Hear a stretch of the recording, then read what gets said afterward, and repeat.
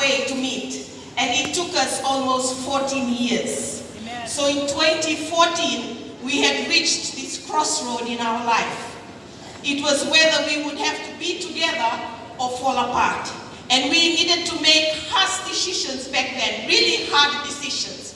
Whether it was full on the church with God, or back off and we lived our separate lives. It was at that point. It was at that crossroad, at that turning point. So we had to make that bold decision. It was either yes or no. And we were looking for God. We were searching for God, where to find God. We were both brought up in the mainline churches, and we are thankful to God for the upbringing in the mainline churches. But it was not enough in our new marriage life. It was not enough to take us through our young family. And we were searching for God. We had been searching for God for a while, and then we were following the teachings of our ministry leaders, their teachings at the carrier stand, their powerful testimonies. It really empowered our lives. When we heard the teachings and we were following their testimonies, we were convicted in our heart that that's the church that we want to follow. The message being preached from God to the leaders, down to the church, was just right to save our marriage back then. And we didn't hesitate. We agreed as a couple because deep inside we knew that only God would save our marriage. But God wanted us to serve Him at another level, not at the level we were at. We had to go to another level, and we had to find Him somewhere. And we found Him in the New Methodist Christian Fellowship Church this beautiful morning. So we decided as a couple in 2014, yes, we will join the church. And we have been in this church since, and we thank the lives of our leaders. They have been our mother and our father in this journey, molding us and nurturing us, teaching us the practicalities of living a good Christian life, of your roles in your marriage life as a husband and as a wife, and also your roles in the family. So we came into the church and we heard that being preached from the leaders, and that's how we worked our family, and that is what restored our family.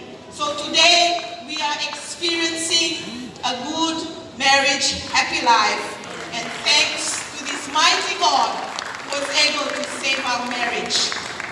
And that leads me on to the second part of the marriage life. After all that realignment, after setting us right with God, after setting the standards that He wants us to be, we were a bit down, and He said, no, you can do more than that. You need to realign. You need to move your standards up a bit. So we did that while we were realigning and restoring our marriage.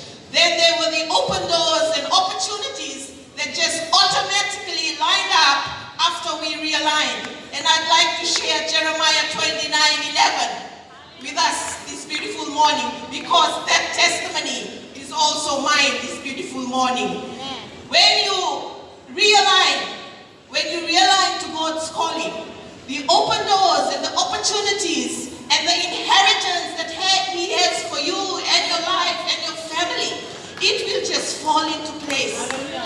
I have experienced it. I went through it. And I'm a living testimony of that, as preached from our leaders. So today, I'd like to share how I was able to achieve my higher degree. Like I've been introduced, I have a PhD in biology. That is a doctorate in philosophy, and that's the highest level of academia that anyone can achieve in the global world.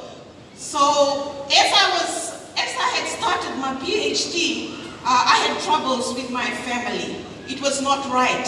But while we were realigning, the realignment process also realigned my inheritances and my blessings.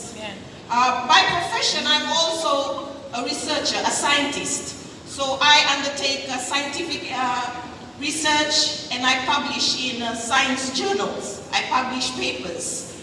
And during my profession and my upbringing in the science field, I have been trained to undertake experiments, trial, error, and formulating results. And that